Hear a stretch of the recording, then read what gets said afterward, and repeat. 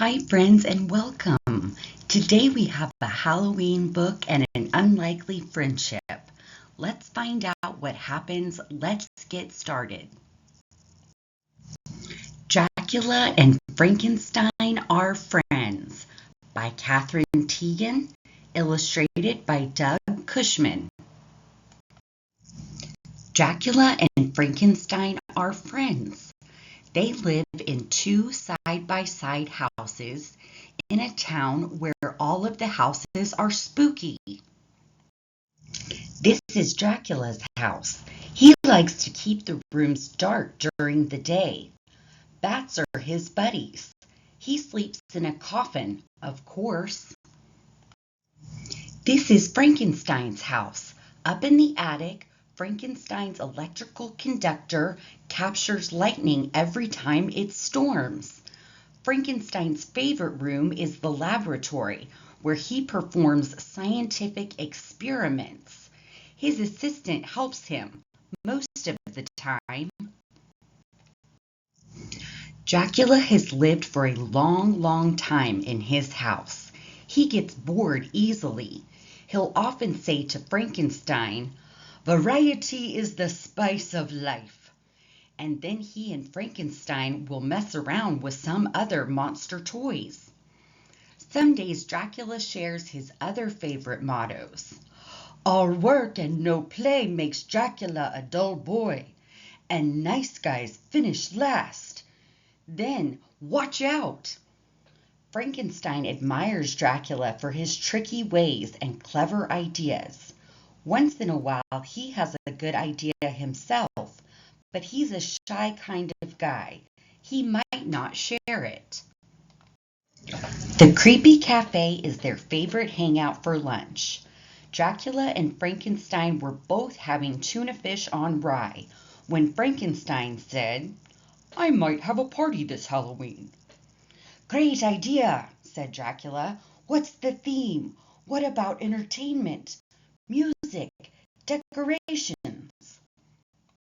"Well, I was thinking of just a regular Halloween party," said Frankenstein. "You know, bobbing for apples, jack-o'-lanterns, candy, costumes." Dracula closed his eyes. "Oh yes, that could be good. That could be good." Dracula opened one eye.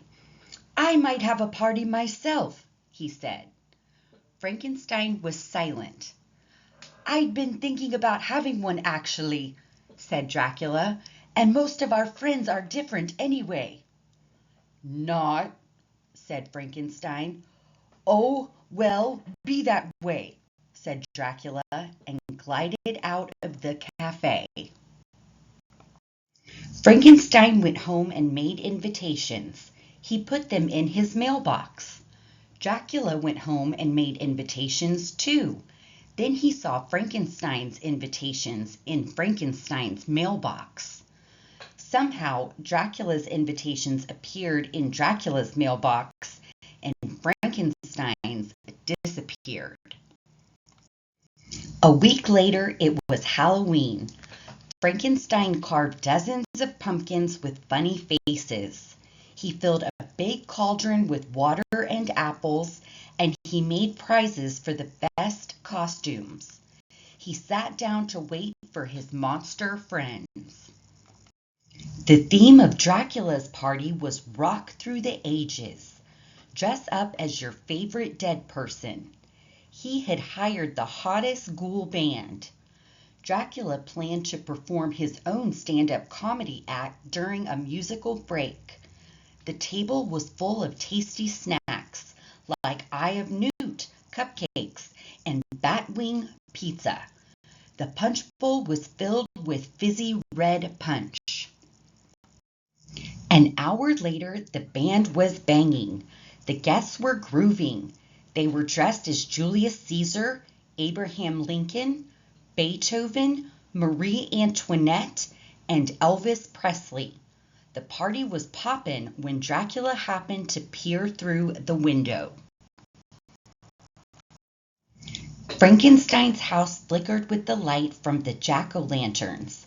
Frankenstein was still sitting in the living room. "Ah, Well, that's the way the cookie crumbles, mumbled Dracula to himself. He was dancing the funky chicken with Marie Antoinette, but he kept looking out the window.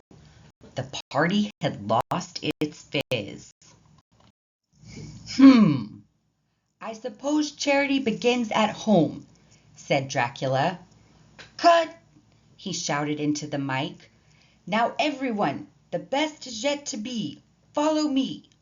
The band packed up and everyone tiptoed out the back door. Dracula led the way.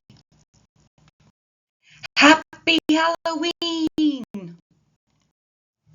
The party was popping again when Frankenstein slapped Dracula on the back and said, Great party, huh? But of course, said Dracula. What are friends for? That wraps up our ghoulish story for today, friends. I hope you have a best friend that you get to spend time with. If you like today's book and would like to see other books, please visit my channel at the Teachers Read Aloud 1280, and please remember to like and subscribe. I appreciate all your support. You guys keep me going. Thanks so much. I'll see you in the next read. Bye.